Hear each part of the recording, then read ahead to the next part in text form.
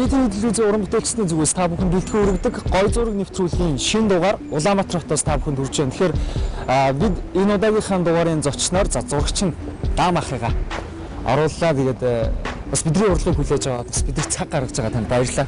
За баярлалаа. Ингээд Эрдэнэ хотын залуучуудаа энэ өдрийн мэндийг хүргье. Тэгэхээр Даам ахыг сонгосон шалтгаан би таныг илүү залуулаг, илүү өнгөлөг, тэгээд загварлаг талдаа зургууд дарддаг гэж дуулсан. Тэгээд барьж байгаа төрлөөс чинь эхлэе. Ер нь яг гэрэл зургийн ямар төрлийг барьж байна? Яг өнөөдрийн байдлаар. За миний яг баримталдаг зарчим гэх юм уу? Анх зураг авч эхлэхдээ нэг бодомжин зураг авах амар дуртай байсан. Гэхдээ яг өөрөө шууд энэ төрлийг зохиогоод гаргаад ирсэн юм шүү дээ. Эсвэл нэг хүн болгоны дарддаг нэг байгалийн зураг ч юм уу тийм зураг дарахыг нэг хүсээгүй л дээ. Тэгээд 2010 онд наваг Америкт байхад манай ах камер авчихсан.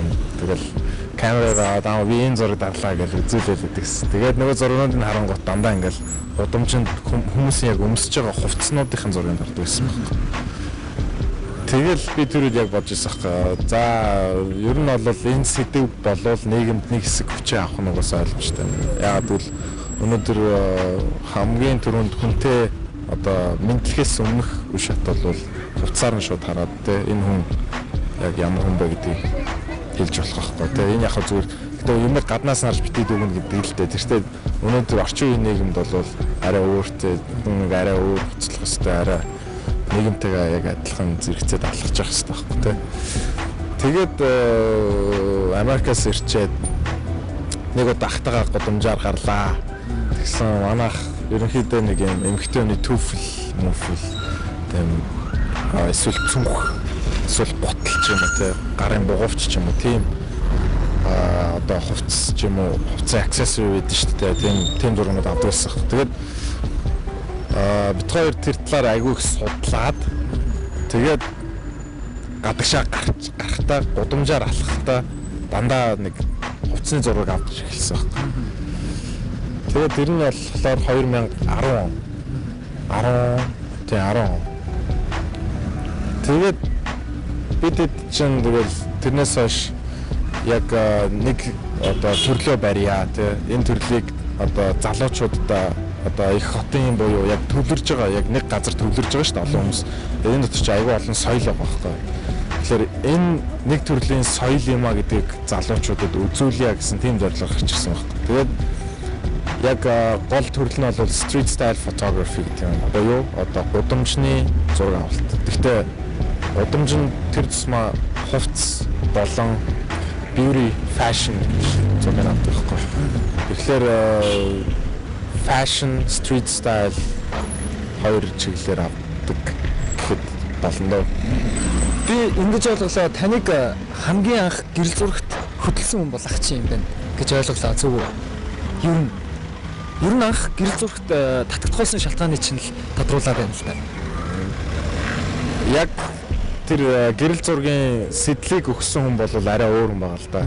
Гэхдээ яг тэрний талаар ярих юм бол 2007 илүү 8 онд би орчуулагч хэд байсан баг. Тэгээ хөдөө гадаа явдаг. Тэгсэн тэр үед NHK гэдэг Японы сувг гэдэг шүү дээ. NHK-ийн алдартай гэрэл зурагч манай аяллаар явж таарад.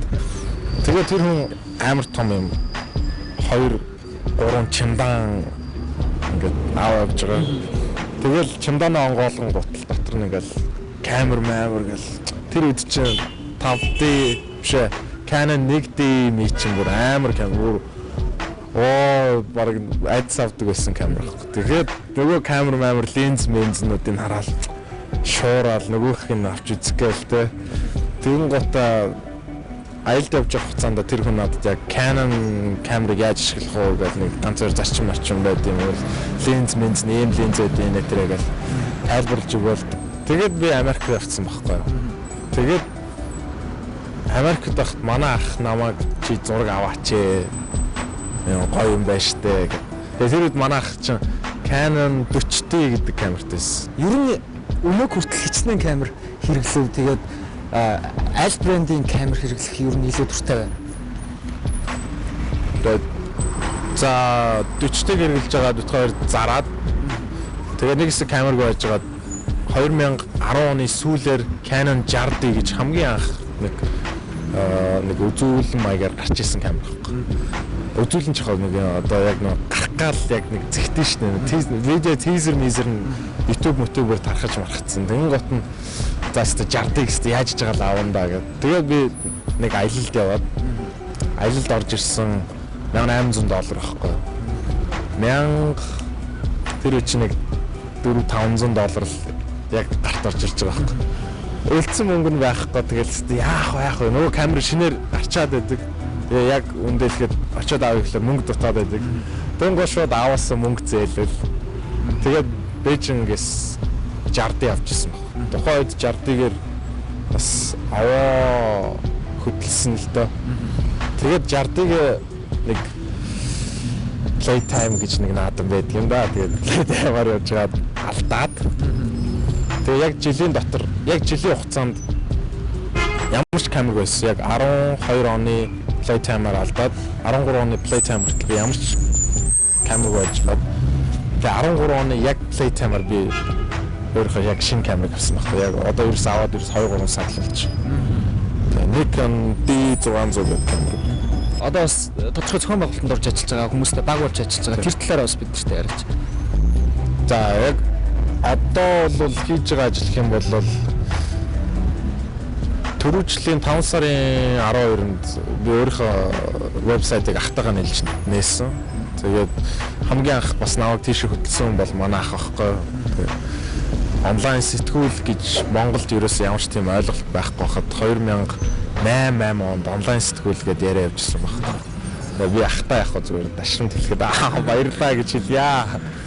Тэгээд Alpha Zigman буюу онлайн сэтгүүл цэвэр залуучуудын хотын соёл, street style, эмэгтэй эрэгтэй хүний хоорондын харьцааны соёл гэдэг ер нь маш олон зүйлийг ах болон миний зүгээс яг нэг өөрсдийнхөө амьдралд яг одоо авч ирсэн тэр туршлага залуучуудад одоо үзүүлэхийг ч юм уу те хүсдэг. Тэгээд соёл гэдэг бол маш чухал зүйл. Би энэ дээр амар ер нь бол хувьдаа бол энэ дээр айгүй анхаардаг. Тэгээд 2012 оны 5 сард нэгдээд бид нар жилийн хугацаанд ерөнхийдөө Улаанбаатар хотын хүрээнд бол яг залуучууд хүрээ гэсэн залуучуудаа бид нар яг хүрдэг болсон. Тэгээд энэ жилээс ахуулаад бид нар ерөнхийдөө хотын яг нэг өөрийн гэсэн үзэл бодолтой тийм залуучуудад бид нэр хүрж ирсэн байна. Тэгээд энэ жилээс Монгол Mix Project буюу MMP болон The Click Design гэдэг хоёр компанитай нэгдээд бид гурав одоо entertainment media group нээсэн. Тэгээд цаашдаа ер нь бол entertainment show business тэгээд ер нь бүхэл entertainment-ийн бүх салбарт ажиллана гэсэн зорилго тавьсан байна. Тэгэхээр та бас сая нааш ирж явах хэлсэжтэй. Би ер нь зураг авахдаа нүд тархиасаа ажилладаг гэдэг. Ер нь яг зураг дарах хүнээ яаж сонгох вэ? Юуг нь хамгийн түрүүнд одоо хамгийн чухлаар авч тавьд юм бэ? Наад ч яг үндэлэхэд амар муухай асуулт тахгүй. Би өөрөө хөгшин хүмүүст тэрээ би яг өөрийнхөө яг хардаг юм хэлэх юм бол эсвэл өөр хүмүүст хэлэх юм бол зарим хүмүүс ойлгохгүй байж магадгүй. Гэхдээ миний хувьд би гудамжинд зураг авч ирсэн байхгүй. Тэгэхээр гудамжинд би юуг нь авдаг вэ гэхээр хамгийн чамин, хамгийн содон, хамгийн тод, хамгийн одоо бусдаас арай өөр тэр хэлбэр дүрс ч юм уу өнгө одоо өөр юу гэдгийг тэр зүйлийг авдаг гэсэн. Тэгэхээр энэ яалтчгүй угаасаа fashion, style тэ холбоотой болохоор одоо гудамжаар явж байгаа хүмүүсийн хувцлалтыг би хамгийн түрүүнд хардаг байхгүй. Тэгэхээр хувцлалт гэдэг бол маш чухал зүйл болохоор энийг хүмүүс мэдэх хэрэгтэй, энийг хүмүүс ойлгох хэрэгтэй. Зүгээр нэг одоо пүүцэн дээр ч юм уу одоо батинкэн дээр гинт амрын өмд өмсөө явна гэдэг бол санаа асуудал шүү дээ. Тэр болгоныг хүмүүс мэддэг ч гэсэн зарим хүмүүс өмсөө явж идэг ч юм. Гэтэ тэр бол зүгээр жижигхэн асуудал. Өнөөдөр яг өндөөлөхэд fashion style-ийн төвшөнд одоо ингээл New York Fashion Week ч юм уу те Paris Fashion Week, Tokyo Fashion Week гэл улс орн болгон өөрсдийн гэсэн нэг style бүрдүүлсэн байдаг байхгүй залуучууд нь. Тэгээ манай монголчуудын яг төвшөнд болохоор тийм байхгүй. Байхгүй гэдгийг шолоогүй хэлсэн уучлаарай. Гэхдээ үнэхээр байхгүй. Тэгээ тэрнийг бол одоо яаж хийж байгаач болтгоо гаргаж ирнэ гэсэн нэг зорилго байхгүй миний. Fashion Week бид нар Монгол зохион гэсэн тийм зорилго тавьсан байгаа. Бүр яг үнэхээр олон улсын төвшөнд явагддаг Fashion Week тий. Тэгээд ерөнхийдөө бол Fashion Week гэдэг нь өөрөө л fashion style тэр соёл тэр бүх тэр гой залуучуудад одоо хүрх ёстой тэр зүйлүүд байдаг хэрэг тий. Тэгэхээр миний авдаг одоо анхаардаг зүйл бол ерөөсөө цэвэр хувцлалт. Тэрнийг л анхаардаг. Тэгэхээр манай нөхцөлийн зочин бол хаана хэрхэн яаж зураг дарах өөрөө сонгодог. Тэгээд нам ах манд бид хэдийг за хотын төвд дагуулж ирсэн. Тэгээд энэчнээс одоо хүмүүсээ сонгоно гэсэн үг үү эсвэл яа гэсэн үг үү? За тэгэл ер нь бол их алхам да. Тийм алхаж иж нэг ясны хөдөлмөртэй алхна гэдэг нь бол миний хувьд бол ажиллахгүй. Алхаж иж жоо удамжнаас гой хувцастай хүн болж байгаа юм. Алхахгүй чиний газар зогсоод байх юм бол олдохгүй. Яг зөв би нэг зөөрлөх юм бол чи автобусанд суухтай адилхан байхгүй. Автобус руу хэрвээ тэр чиний сууж байсан автобус өнгөрөө явцсан бол чи тэнд хүлээн тийм үү? Үгүй тэр автобус чи ирэх ёстой байсан бол чи өмнө нь очиод тэр автобусанд сууна. Яг тэрэндээ адилхан би хэрвээ нэг цэг дээрээ зогсоод байх юм бол би нэг хүнийг хүлээх болж таарад. Яг тэр яг миний яг хүсэж исэн үнийг те. Үгүй би алхаад байх юм бол би магадгүй тэр автобусыг гүйцэж очиж болох байх. Тэгэхээр энэ бол яалтчгүй алхах ажил байх те. За тэгээд үзэгчдээ яг одоо Улаанбаатарын гудамжнаас за даамахын гэрэл зургийн бүтээлийн баатар болох хүнийг хамтдаа айцгаая.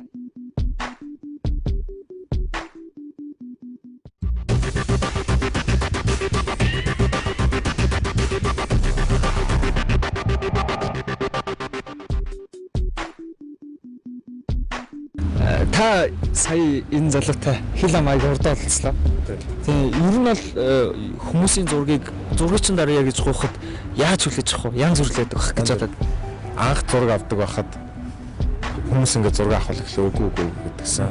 Гэхдээ бид нэг Alpha Sigma гэдэг сайтаа нээсэн.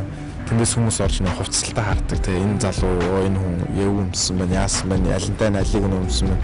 Тэр болгоныг хардаг болчихсон болохоор одоо ингээд зургийг авах гэхэлэр яа болохгүй гэж тгий гэдэг болчихсон. Тэгэхээр зургийг авахын тулд анх бол нэлээд найрдаг байсан. Бүр чадхаар хойноос нь гүйдэг байрдаг те тэгэл зөндөө юм байна. Тэгэл ер нь бол залуучууд аягүй сайн ойлгодог. Зарим нэг настай хүмүүс бол настай хүмүүс ойлгодог хүмүүс байна. Хүн болгон өөрөө ингэсэн үзэл бодол, өөрөө ингэсэн ертөнцийг харах үнцгтэй тий. Жишээ нь одоо эндээс ингэ харахад хичнээн одоо тэр хувцас шин байх шаардлага. Өмсөж байгаа хувцас тий. Гол нь шин байх шаардлага. Хуучин юм ч гэсэн өөрөө ингэсэн донжийг илэрхийлдэг. Дээрээс нь аль хувцсыг алинтай өмсвөл надад зохихгүй гэдгийг тэр хүн өөрөө мэдчих хэрэгтэй байхгүй. Би энэ хувцсыг энтэй ингээ хослуулад ингээ өмсчих юм бол би энтэй гоё харагдана гэдгийг өөрөө сайн өөрийгөө мэдчихнэ гэсэн үг. Энийг энтэй өмсөж зохихгүй гэдгийг мэдэхгүй байгаа хүн бол өөрийгөө мэдэхгүй байна л гэсэн. Одоо хичнээн кадр явах уу дунджаар. За анх жишээ нь нэг одоо өөрийн гэсэн яг хүсэж исэн зураг гаргахын тулд 20-30 кадр авдаг байсан те шот авдаг байсан те одоо бол нэг мэдгүй нэг ганцаар шотлох. За тэгээд даамахын дарсан зургийг манай энэ залууг яаж дарах юм манай үзэгчид харах болно. Тэгээд хамтдаа зураг дарцгаая.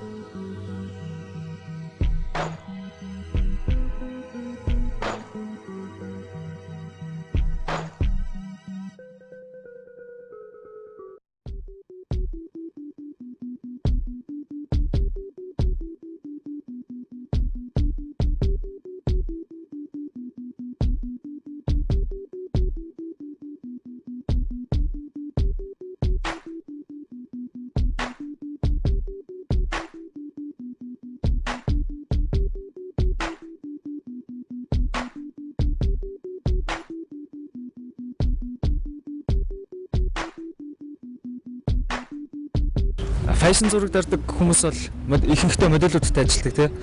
Таны хувьд бол ингээд жирийн хүмүүстэй ажилладаг. Ялгаа нь юу вэ? Илүү амар уу? Ялгаа байгаа л та. Фэшн хүмүүс ч нэг ерөөхдөө нэг жоохон мэрэгшин талтай байдаг. Яг зураг яг камерны өмнө яг яаж би авчих вэ гэдэг мэддэг. Жирийн хүмүүс мэдхгүй. Гэхдээ мэдхгүй байгаад ч гэсэн тийм гоё донж байдаг аахгүй. Ерөөхдөө бол яг ерөнхий поз бол нэг иймэрхүү байх хэрэгтэй аахгүй. Street style поз.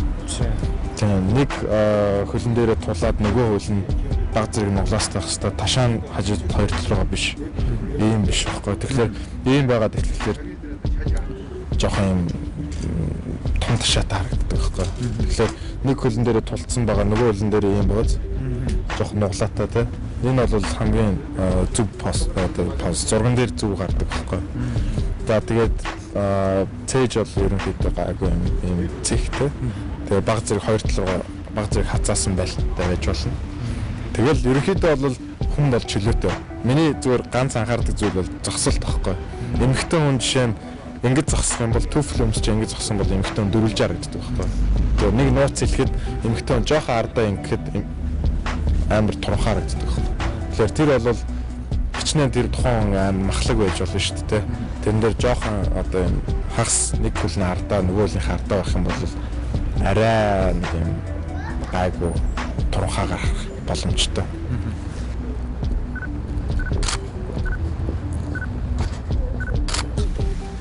За ерөнхийдөө баярлалаа.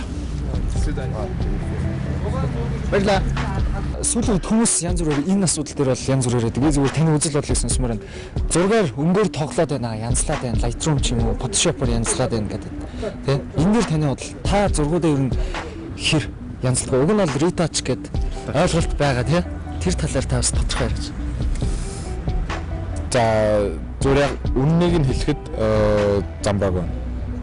Бүр амар тий.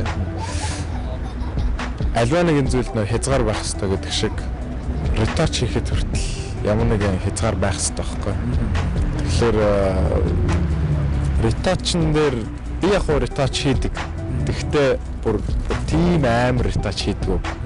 Хийдэг хүмүүс байдаг. Тэднэртэй зөрчилддөг. Тэгвэл хийхдээ цэвэрхэн хийдэг хүмүүс байна. Тэгээд retouch хийдэг хүмүүс нь тийм хязгаарыг ер нь мэдчих хэрэгтэй. Дээрээс нь замбраагүй хийхгүй бол нэг зүгээр. Гэхдээ яг ямар хүн замбраагүй мэдэх гэхээр мэдхгүй л замбраагүй мэдэх. Тэгээ мэддэг хүн арай цэвэрх юм.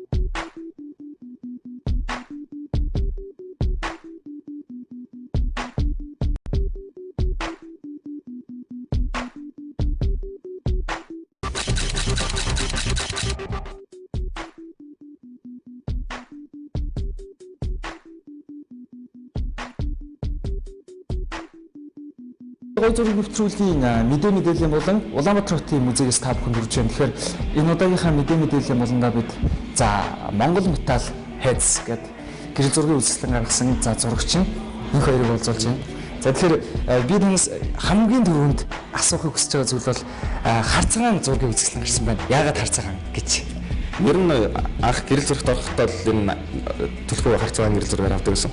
Яг энэ үзлэг маань болохоор дандаа хальсны гэрэл зурагт дандаа хар цагаан хальсны зураг. Тэгэл ер нь тоглолтын зургууд л би ч хамгийн ихэндээ авч эхлэсэн. Тоглолтын зургуудаа дандаа хар цагаанаар авдаг гэсэн. Тэгэл энэ бүгдээсээ үндэслэл угаасаа ялч нэг өнгөц зураг ер нь нэг тийм дуртай биш. Тэгэл ялч өөр арга барилаар энэ зургуудаа болгосон байна. Тийм. Би уншижсэн юм байна. Анх гэрэл зурагт орох болсон шалтгаан бол нэг зураг дарах шийдвэрлэлээр шийдвүүлээд гэрэл зурагт орж ирсэн гэдэг. Тэр талаараа бидэнтэй хуулцаач нэгдүгээрт, хоёрдугаарт зургийнхаа баатруудыг яаж сонгож байна? Ганхуу харагдаж байна. Ер нь юу вэ? Хамгийн их 5 жил, 6 жил манай өвгийн 80 насны болоод тэрэн дээр нөө хоцорччаал гэрээхэндээ шийдвүүлээд нөө ахтаа шийдвүүлээд зураг авах гэдэг даалгавар авал. Тэгээд тэрнээс хойш ерөөсөө ах маань өөрөө тэр камерыг надад бэлгэлсэн. Тэгээд гэрэл зураг руу тэгэл ерөөсөө ирэлт үзэлтгүйгээр орсон. Тэгээд тэрнээс хойш явсараа өнөөдөр ямарсан хамгийн анхны видеос үзлэнээр гаргаж байна. Хүмүүсийг бол яаж сонгосон бэ гэхээр ерөөдөө форумууд аягүй хүнсэн тодорхой хэмжээнд нэг жижигхэн тийм судалгааны ажил болсон. Тэгэл яг хуучны хүмүүстэй уулзаад анх сонсдог хүмүүстэй уулзах тэгэл яг бид нэр ийм хүмүүс байсан хүмүүсээр гарч ирэл форумууд дээрээс хүмүүсээр гарч ирэл. Тэгээд уусаа бид нар чинь цөөхөл болохоор 91 гэсэн хэд хүмүүс гараад ирэхэд багцаа гараад ирнэ. Тэгээд бид нар маань өөрсдөө яг энэ хүмүүс гарч ирэл. Эхний ээлжинд бол тэр 58 хүний зураг болсон. Тэгээд энэ маань дараагийн Монгол Юмны телевиз 2 3 гээд үргэлжлээд явна. Прожектоор яг үргэлжлээд. Тэгэл энэсээ цаашаа бас одоо Монголын чапарчд тэгээд Монголын тату артист гэх мэт яг иймэрхүү хүмүүсийн дандаа юм стейж портрет буюу одоо тавилттай хөргүүд ингээл явна. Тэгээд бидний ер нь яагаад заавал металл хөгжим гэж те тэгээд төрлийнхаа талаар тодорхой яриач яг ямар төрлөөр тагнаж яаж юм. Тэгээ заавал ягаад гэрэл зургийг металл хөгжимтэй хослуулахар болов? Зөв ягаад энэ сэдвийг сонгосон бэ гэхээр ерөөхдөө надад хамгийн ойрт байгаа одоо металл хөгжимдөө миний зүгээс хувь нэмрээ оруулах чадах зүйл бол гэрэл зураг. Тэгэл яг өөрөө хамгийн ойр байгаа хоёр зүйлийг нийлүүлж нэг зүйл гаргахыг хүссэн. Дээрээс нь ягаад одоо яг өнөөдөр амьдарч байгаа энэ металл хөгжим сонсдог хүмүүс маань ийм зүйлийг хэрэглэдэг байсан, ийм хамтлаг сонсдог байсан, ийм хүмүүс байдаг байсан. Энэ бүгдийг л авч үлдэх нь бол хамгийн гол зорилго байсан да. Өөрөө ч аппарат харагдчих. Тэгээ миний өдрийг тийм хуучны юм шиг аппарат. Энэ ямар загварын юу гэдэг аппарат вэ? Тэр бас хальсных юм байна шүү дээ. Угаасаа дижитал гэрэл зургаас ер нь татгалзаад хальс руу угаасаа яг он гараад орсон. Арилжааны гэрэл зургаас гэсэн тэгээд хальс руу орсон болохоор угаасаа татгалзаад ямар ч нөө өөрт үлдэх юм байхгүй болохоор за ер нь бол арай хэрэгтэй юм хий гэсэн санаатай юм нарсан. Тэгээд энэ бол яг хаасуултад 500 cm гэдэг медиум форматын камер. Энэ чинь бол яг энэ зураг авалт явцад ашиглагдсан бүх зүйл байгаа. Гэрэл хэмжигч кассет тэгээд 50 мм дөрөн 80 мм дөрөн. Тэгээд энд бол яг хальснаас гарсан үлдэгдэл хогноод энэ чинь бүгд гарч байгаа. Энэ хэдэн оны аппарат вэ? Аль улсад үйлдвэрлэсэн аппарат вэ? Би бол сайн мэдэхгүй юм байна. Шведийн камер л одоо 83 оных. Тийм. Тэгээд медиум формат хөргөн хальсны болохоор нэлээд юу л та ашиглахад бусад камеруудад арай жоохон төвхтэй ажилладаг. Тийм болохоор ерөөхдөө яг тавилттай гэрэл зурагт хамгийн зориулсан хамгийн одоо дээд зэрэглэлийн камер бол яг одоор нь хаалтлаад байгаа л та.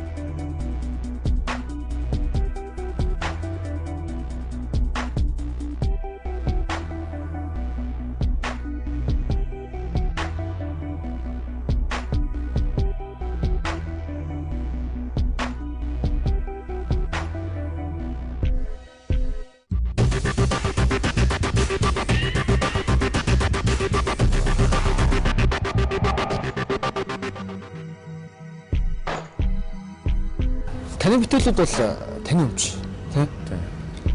Тийм болохоор өмчөө нэгдүгürt яаж хамгаалж байна. Тэгээд ер нь таны өмчийг бусад хинч авах боломж бол Монголд байгаа. Тий. Энэ тал дээр таны бодол. Наадах ч асуудал доо. Яг өндөөлөх өнөөдөр Монголд хууль бусаар хийж байгаа ер нь бараг л бүхэл юм хууль бус шүү дээ. Тэгээ би хичнээн уран бүтээлч хүн байсан, дуу зохиодог, зураг зурдаг, баримл хийдэг хүн одоо юу хинч байсан чиний бүтээл чинийг өдөр хулгайлагдах болно гэсэн үг л дээ. Тэгээ оюуны өмчийн газар мазарт ингээл ханддаг ч юм уу эсвэл тийм дээ. Оюуны өмчийн газар нэг хамгаалах ч юм уу гэж юм дээ. Тэнийг бол сайн мэдгүй шүү дээ. Өнөөдөр яг үнийг хэлэхэд бараг 10 хэдэн жилийн туршид pirate гэж юм байдаг байхгүй. Тийм. Жишээ нь торрент дээр тавигдж байгаа бүх зүйлүүд хууль бус байхгүй. Гэтэл тэр дууг хийж байгаа уран бүтээлч, дуучин, хамтлаг тэнийг хийхэд бол тодорхой хэмжээний хөлс хөдөлмөр гаргаж байгаа шүү дээ.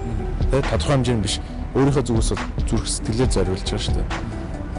Тэрнийг хэн нэг нь аваад шууд торрент дээр байрлуулангууд нэг нь pirate буюу одоо дээрэмчний тийм ажил гэсэн үг л дээ. Тэгэхээр pirate-тэй тэмцэх ямар ч арга байхгүй. Ямар ч арга байхгүй. Ялангуяа чи онлайн буюу интернетийн хүрээнд ажил хийж бол хулгайтай тэмцэнэ гэж нэр үндэ арга байхгүй. Гэхдээ яг зөвхөн Монгол сайтууд байна. Биднээс зөвшөөрлөх мэдээлэл авдаг, хулгайлдаг, ярьдгүү, холбогддгүү те авч болно. Гол нь нэг зөвшөөрөл авдаг те. За бид нэр энэ зургийг чи ингээ авчихуу дараараа энэ яг нэг төрлийн соёл байхгүй. Тийм байхгүй. Тэгэл хамаагүй шууд аваад тавьчихдаг. Тэгээ бид нар яг зөвөр өөрсдийнхөө хүрээнд өөрсдийнхөө хэрээр тэгээ ер нь бол сайн тэмцдэг л дээ.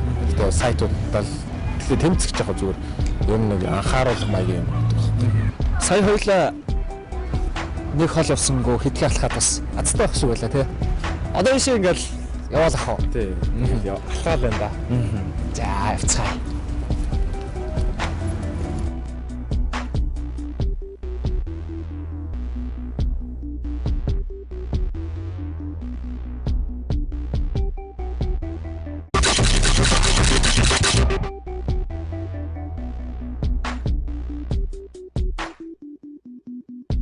Энэ удаагийн онцлог зураг буландаа бид Уран Бэрийн эзэд нэртэй 1946 оны гэрэл зургийг танилцуулж байна. Монголын сорволсон зохиолчдыг нэг дор багтаасан дээрх зургийг зурагчин Болд даржээ. Тэрээр энэхүү зургийнхаа талаар ярихдаа энэ зургийг 1946-нд авахулсан юмдаг. Ард дэвсглийн 35 жилийн ойд чимэглэл хийж байсан үед. За сонирн болгож ярихад энэ зургийг авахулах үед арын фон болох зүйл олдохгүй болохоор нь тэр үед зурж байсан маршлийн хөрөг зургийг хэвтүүлэн тавьж наанан зогсож байгаад авахулсан юмдаг хэмээн дурсжээ.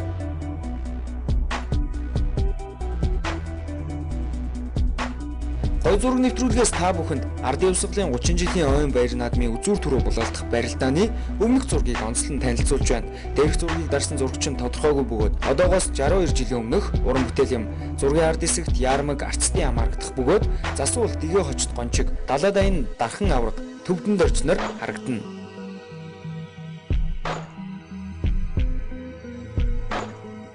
Онцлог зураг болон танилцуулах дараагийн зураг бол Санжаа Сүрүнгаан гэр бүлийн зураг юм. Дээрх бүтээл нь хэдэн онд төрөгдсөн тодорхойгүй бөгөөд зүүн гар талаас төр нийгмийн зүтгэлтэн зориг агсан түүний ах байгаа бол одоогийн байгаль орчин ногоон хөгжлийн сайд оюун харагдаж байна.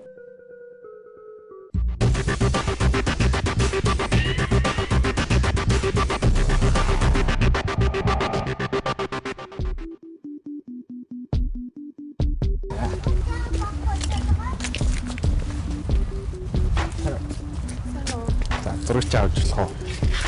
Стайл. Юу ямар зураг? Стайл яг өмсөж байгаа хувцсны чинь зураг. За. За тэгвэл хажууд тийшээ ирээ. Сайн ингэ. Ямар зураг ах вэ? Альфа цэг юм байна. Яг одоо хүмүүсийн зургийг дарахад гэрэл нэлээд чухал. Одоо нэлээд бүрий болчихлоо. Тохиогоо яах вэ та? Ер нь бол тохиргоо хийнэ. Иймэрхүү л болно гэсэн. Гэхдээ баг зэрэг реточ хийх учраас санаа зовлтдаг. Ер нь яг таны дагнажаа төрөл зураг бүтээлээ туурахад цаг хугацаа нь яг хизээ хамгийн тохиромжтой юм бол Цаг хугацаа нь За ер нь бол нэг орой 100 энэ удирлаас шалтгаална заяа. Нэгдүгээрт 100 байх юм бол нэг орой нэг 6 мурга 7 8 цагаалт айгу гой зураг гардаг байхгүй. Өвөл авах юм бол арай жоох их толчихно. Тэгэхээр ерөнхийдөө жоохон орой талтай. Хэрвээ өдөр зураг авч явах юм бол жоох нэг сүүдэр бараацсан. Гэхдээ нэг шейд гаргадаг шүү дээ. Нэг гэрэл сүүдэр энэ тэнд байх. Тийм одоо орон зайг сонгодог ч юм те. Тэр нь хамаагүй илүү тухайн зургийг гоё болгож өгдөг байхгүй. Таны альбацыг юм нь бол хүмүүс нэлээд мэдчихээн те. Хэр урам ах уу? Яг ингээ зураг авъя альбацыг юм байна гэхээр тэгээд гал хүмүүс нэлээд дуртай хүлээж авч зах шиг харагдчихна. Хэр урам авч байна та? Яг зөв хотынхаа залуучуудад бол хэлгээд угаасаа амар гоё урам авдаг байхгүй. Залуучууд өөрсдөө энэ амар дуртай байдаг нэг талаар. Тэгэхээр нөгөө талаар эндээс би зөвхөн тэр хүнийг за ийм хувц өмссөн байна гэсэн санаа бусдад өгөхөөс илүү тухайн өөр тэр зургийг харж байгаа хүн магадгүй тухайн хүний өмссөн хувцаар өөрийгөө тренд болгож болох байхгүй тий. Өнөөдөр за одоо чинь одоо энэ ахын дээр харъя л дээ хэдүүлээ. Ер нь бол амар dark хувцтай байна тий. Гэхдээ dark хувцсан дээр нэг хідэн зүйлүүд амар тод байгаа. Юу тод байгаа гэхээр эндээс харж болно гарын бугуулж тэр бүгж гарын бугуулж ороолт заяа тэгээд тэр энэ байгаа зүйлт энэд бол ер нь айгүй тод ингээд энэ хүнийг амар тод гаргаж өгч байгаа байхгүй. Тэгээд дээрэс нь нарны шилэн тий. Тэгээ нарны шилийг заавал наранд зүүх албагүй. Тэгвэл харааны шилтэй хүн байх юм бол тэр нэг харах газар нарны шилтэй зүүчлэх юм бол жоох утгагүй асуудал байна. Тийм болохоор айгүй ийм хар хувц өмсч болно. Би яг зүгээр залуучуудаас юу үздэг вэ гэхээр битгий хар хувц өмсөөрөө гэдэг байхгүй. Яагаад тэгэхээр хар хувц зөгтөг хүндээ зөгтөе. Зөхгүй хүндээ зөхгүй. Тэгэхээр аль болох тод нэг тиймэрхүү тод өнгийн гой хувцснууд байдаг шүү дээ. Тэгээ өөртөө тохирсон л хувцыг өмсөх хэрэгтэй. Тэгээ дээрэс нь одоо энэ хувцсын харангууд артлаас нь харъя те. Артлаас нь харангууд энэ цүнх гэн те. Цүнх бас амар өөр ингэсэн тийм донжиг болж байгаа зү. Энэ зүгээр өөр өвч биш те. Өөр өвчтэй нэ. Айгүй олон деталуудтай байгаа байхгүй те. Одоо чинь деталуудыг болгох юм бол нэг иймэрхүү боо.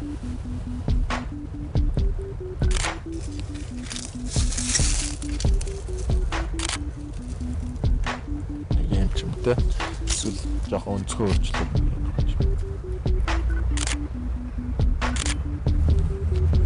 Ийм ч юм те. За түнгэрт надад одоо яг street style дээр яг онцгой байгаа тэр зүйлүүдийг нь гаргаж өгөх хичээдэг байхгүй. Жишээ нь ийм хар цамцсан дээр энэ одоо энэ жоох носон цамц шүү дээ. Хар цамцсан дээр одоо энэ гурвалжин төрлийн одоо тэмдэгтэй. За энэ тэмдгийн талаар болол энэ бол амар тренд болж байгаа тэмдэг. Тийм багтай. Тэгэхээр эндээс би зөвхөн стайлын зураг авахаас илүү би тухайн одоо хүний үзэл бодлыг би харуулахыг хичээдэг байхгүй. Тэгээ манай сайтн дээр одоо iStyle гэдэг бодлон байдаг. I on style гэхгүй. Минут чиний стайл дээр байгаа гэсэн утгатай байхгүй. Тэгэхээр тэр хүний стайлыг харуулна. Дээрээс нь тэр үзэл бодол нь айгууж байгаа байхгүй тий. Өнөөдөр яг энэ гурвалжин тэмдэг тухайн өөрөө өөртөө гоё гэж бодож өөрөө сайхан гэж бодож л энийг зүүж байгаа шүү дээ. Тэгэхээр ямар учраас энийг зүгээд байгаа юм гэхээр наацхан хамт чинь би 3 сар төрсөн би гурвалжин одоо тэмдэг дуртаач юм тий. Энэ болгоно айгуу чухал байхгүй. Тэгэхээр маш сайн одоо өөрийгөө тодорхойлох тэр хувцсыг л өмсөх хэрэгтэй. Өөр одоо зохих хувцсыг л байхгүй тий. За тэгээд бүр болохоос өмнө ажлаа амжуулцгаая тийм ээ.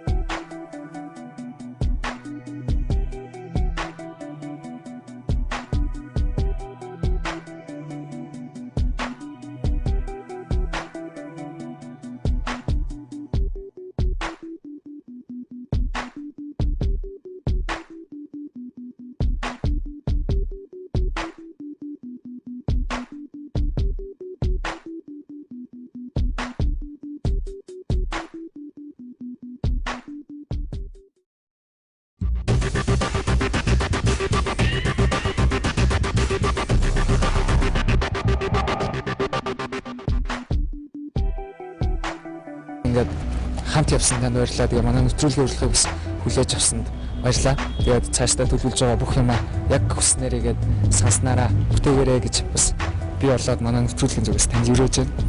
За тэгээд Итлизийн хамт олонд ажил хөдөлмөрийн өндөр амжилтыг хүсье. Тэгээд та бүхэнд баярлалаа. Гол зургийн нэвтрүүлгийн энэ удаагийн дугаар энэ дүрээд өндөрлж байна. Тэгээд нэвтрүүлгийн турш бидэнтэй хамт үзэгч та бүхэнд баярлалаа.